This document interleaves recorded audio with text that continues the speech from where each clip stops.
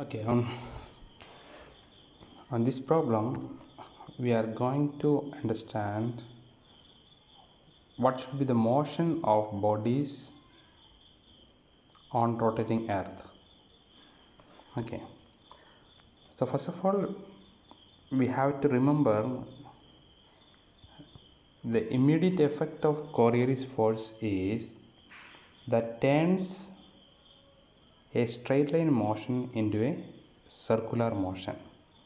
Okay, Coriolis force changes straight line motion on a rotating frame to a circular motion. Okay, let us consider a particle of mass small m moving with velocity v at latitude lambda on the surface of earth. Here I consider earth as a perfect sphere. Okay, the sphere or the earth is rotating with an angular velocity omega. Okay, as shown in the figure. So this is the angular velocity and this is lambda is the latitude. So this is the point. So the dotted line is the parallel direction of this omega. So I resolve this into two components. One is the horizontal component and other is the vertical component. So vertical component is perpendicular to the surface and the horizontal component is parallel. Okay, that you remember. So omega v is the vertical component and omega h is the horizontal component. Okay, so let us calculate Coriolis force.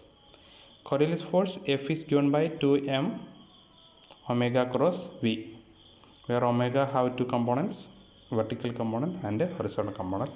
So this is minus 2m omega v cross v plus omega h cross v. So this is minus 2m omega v cross v minus 2m omega h cross v. These are the two components. Let us analyze the second term, omega h cross v. See, omega h is the horizontal component and in the same plane we have the velocity. Okay, velocity means, for example, the wind etc. are wind, air flow, these are all are example for objects. So omega is the, what I am saying is omega h, the horizontal component of omega, and the velocity both are in same plane or they are horizontal. So omega h and v are horizontal. That means omega h cross v will be vertical. Okay, that means omega, since omega h and omega v are in horizontal plane, their cross product will be in the vertical plane. So omega h cross v is the vertical component of Coriolis force. Similarly, omega v cross v is the, v is vertical, omega v also vertical. Since omega v and v are in vertical plane, their cross product will be in the horizontal plane. Therefore omega v cross v is the horizontal component of Coriolis force. Okay, right? So we are calculating horizontal component. Therefore fh is equal so the horizontal component f is equal to minus 2m omega v cross v. Okay, if we want to understand more about the horizontal component, I am giving one idea. So I am giving this one, this r cap. R cap is the vector in this in a direction perpendicular to the surface given by a particular latitude. Okay, that means here this is the latitude, this is the surface, and on the surface the vertical is the r. Okay, So what is omega v here? So from this figure omega v, so if you have a line like this, the angle between this dotted line and omega v will be 90 minus lambda. So omega v is the omega cos 90 minus lambda, cos 90 minus sin lambda. So omega v is omega sin lambda. Okay, but it is in the r direction. Okay, so this is, so what I'm saying is this one, this omega v is omega sin lambda in the r direction. So substituting this, fh is equal to minus 2m here, this component minus 2m omega sin lambda r cross v. Okay, where omega sin lambda r cap is the omega v. So if I take the magnitude, it is 2m omega v sin lambda. Okay, if I take the magnitude r cross v, I taken at this v 2m omega v sin lambda. So this is important. The Coriolis force depends on angular frequency, velocity and the latitude. Okay,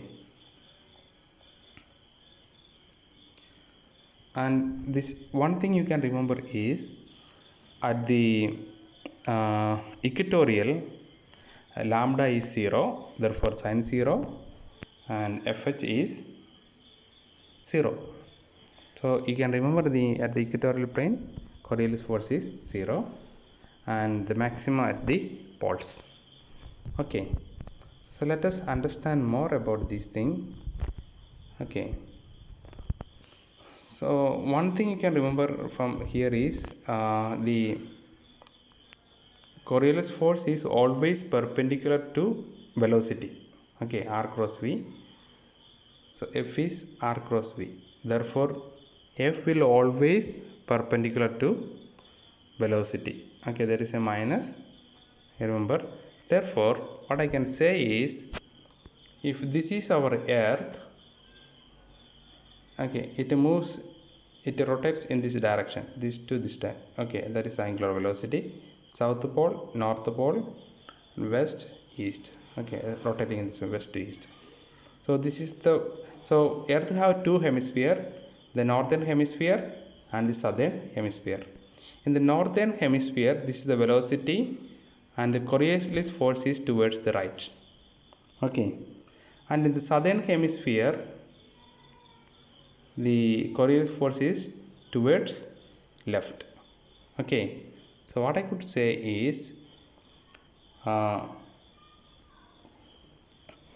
one thing I can say is, if there is only Coriolis force, there is no other force exist, what it will make, it will rotate like this, you know, it will rotate like this. If I leave here, it will start going and it will return back here. Okay, so that is what happens. Okay, if there is some force, it will not make any circular. That's why I say the Coriolis force makes a straight line motion in a rotating frame into a circular motion. Okay, okay, so but the circular motion on the northern hemisphere will be clockwise, like this clockwise, and in the southern hemisphere it will be counterclockwise.